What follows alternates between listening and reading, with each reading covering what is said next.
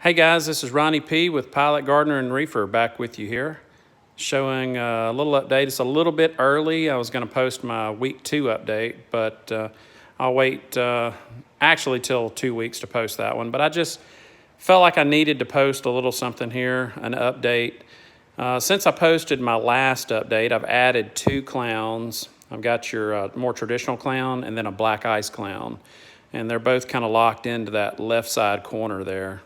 They seem to find comfort over on that side of the tank, rarely venturing out anywhere else in the tank. But they are eating. They don't seem to be stressed out. But anyway, yesterday I went by my local fish store and Jackson Fish and Coral and put 6 new corals in my tank. Just some of the, I guess, more easy to care for corals. And guys, I'm by no means an expert, but I'm going to kind of walk in a little closer so you can see some of what I put in here. So I put these nice little zoanthids in here.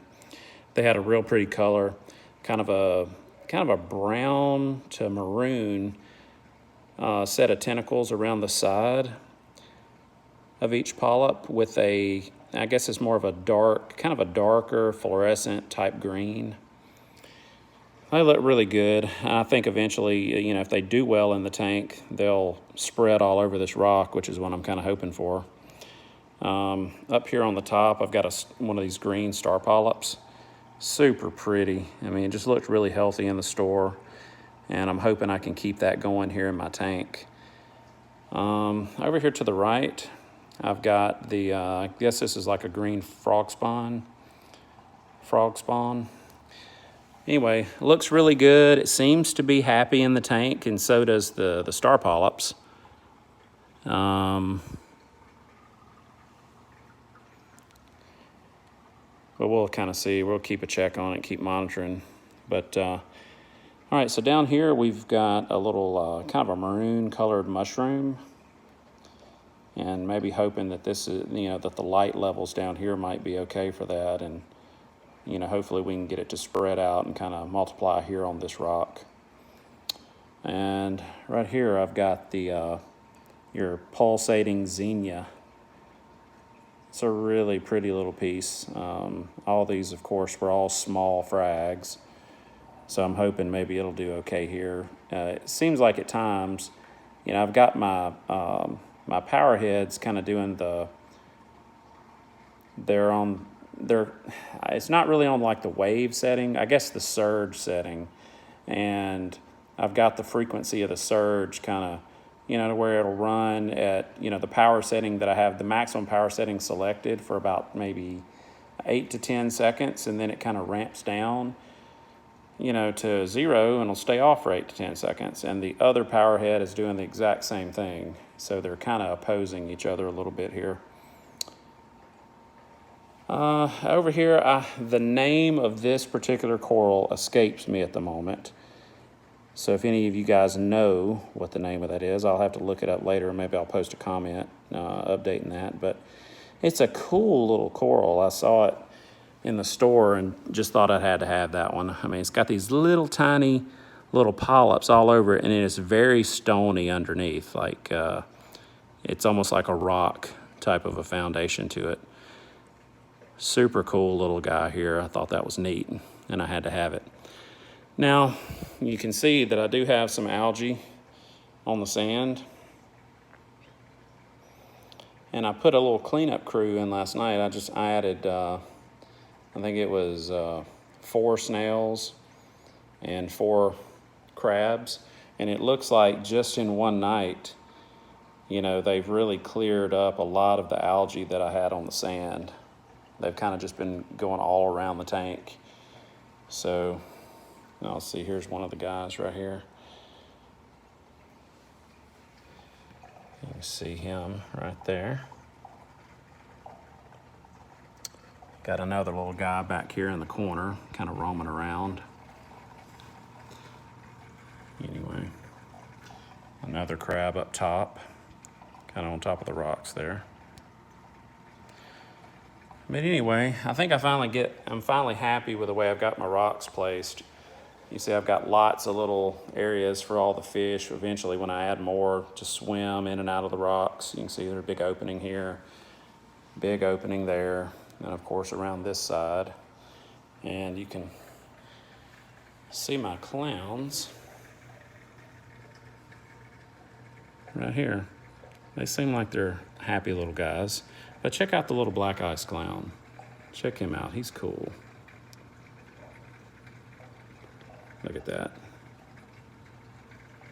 They seem to be getting along pretty good. Every now and then they'll nip at each other, but for the most part, they're kind of hanging out together. They don't seem to dislike each other too much. But how about that? And you can see right here, they'll be able to swim behind the rocks. But anyway.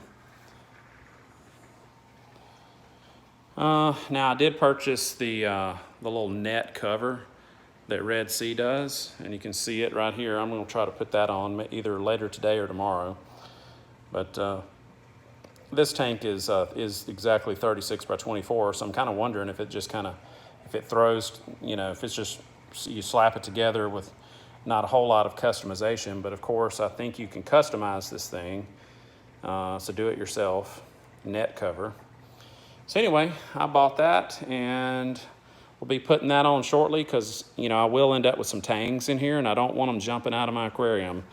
My previous reef tank that I had issue with that, lost a couple of fish that way, and had one of those green seagrass wrasse, and he jumped out of my tank. Now, luckily for him, I just happened to be sitting there when it happened and ran up to him and picked him up and put him back in the tank. And yeah, he was very unhappy after that. He went under the sand immediately and didn't come out for days. I thought he died. Anyway, I ended up pushing a little handle through the sand really gently until he popped up. And but luckily, yeah, he lived. So, but anyway, but I don't want that to happen this time. So so I'm gonna put put that cover from Red Sea over the top. It looks like it's really cool. You can still drop food through it, and you don't have to actually completely remove it except for when cleaning. So I think that's going to be a good option, and it's actually customized to fit exactly this type of tank with the cutout for the overflow. So, and it's also, I think it's got a couple of little notches for like cords for the power heads and whatnot. But anyway, my water is really clear. The filtration seems to be working pretty good. The heater that I've got on here is it's one of the Eheim 150 watt, and it's keeping the tank exactly where it needs to be. But anyway, guys, I just wanted to throw in a little update here just to kind of show that I added corals and I've added fish. The fish have been in here for nearly a week, and I just put the corals in yesterday. So anyway, so I just wanted to do that little update and kind of show off all the frags here. And I think it's going to be really cool. I'm going to try to keep doing these videos, and it'll be kind of cool to watch these smaller frags grow into something larger. Of course, the fish store had, all these full-blown, corals that I could have literally, replaced a whole rock, just taken that rock out and set this ginormous, coral in here. But what's the fun in that? I mean, it looks good, right off the start, but, you can't really say that you started with something small and it grew into something, that might be unique to this tank. So, but anyway, I'll be posting all those updates on here, and you guys can kind of click along and see, what's possible with a do-it-yourself saltwater reef tank that anybody could start at their house.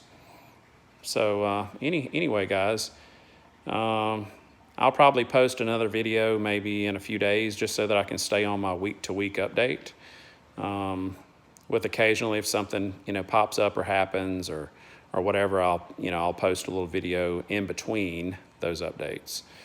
So anyway, guys, well, thanks a lot for watching. And, like I've said before, if you're just looking at this at my channel for the first time, It'd be really awesome if you would subscribe to my videos and also click the little bell to the right of the subscribe button, and then you'll be notified whenever I post a new video. So anyway, guys, we'll chat with you later, and thanks a lot for watching. Bye.